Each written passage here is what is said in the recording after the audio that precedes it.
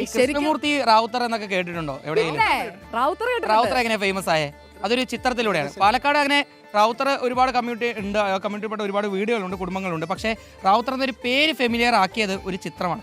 ആ ചിത്രം ഷൂട്ട് ചെയ്തിട്ടുള്ളത് ഈ വീട്ടിൽ നിന്നൊക്കെയാണ്. നമ്മൾ നിൽക്കുന്നത് വിയറ്റ്നാം കോളനി എന്ന പ്രശസ്തമായ ചിത്രം ഷൂട്ട് ചെയ്ത മുറ്റത്താണ്. ആ വീടാണ് അപ്പൊ നമ്മുടെ ആളുടെ സിനിമയാണ്. അതെ, ഗംഭീരമായിട്ട് ചെയ്ത പടം.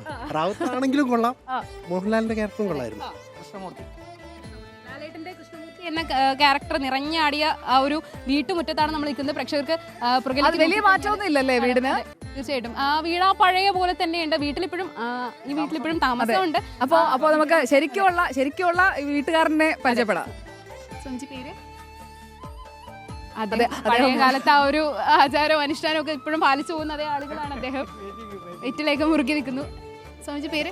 രാജു എന്നാണ് പേര്. പഴയ നമ്മുടെ ആ ഒരു സിനിമ ഷൂട്ട് ചെയ്ത ആ ഒരു ഓർമ്മകളൊക്കെ എങ്ങനെയായിരുന്നു? 1991 അന്ന് തുളസി ജനിച്ചിട്ടില്ല. ഇല്ല, ഞാൻ ജനിച്ചിട്ടില്ല. അതും കഴിഞ്ഞ് കുറെ കാലം അച്ഛനമ്മയൊക്കെ ഉണ്ടായിരുന്നു. ഞാനവിടെ മധ്യപ്രദേശായിരുന്നു. അപ്പോൾ ലീവിൽ വന്നപ്പോഴാണ് ഷൂട്ടിങ്ങിന് വന്നത്. 3 ദിവസം എന്തോ ഉണ്ടായിരുന്നു. ഇവിടെ വെച്ച് തന്നെ ഷൂട്ടിങ്.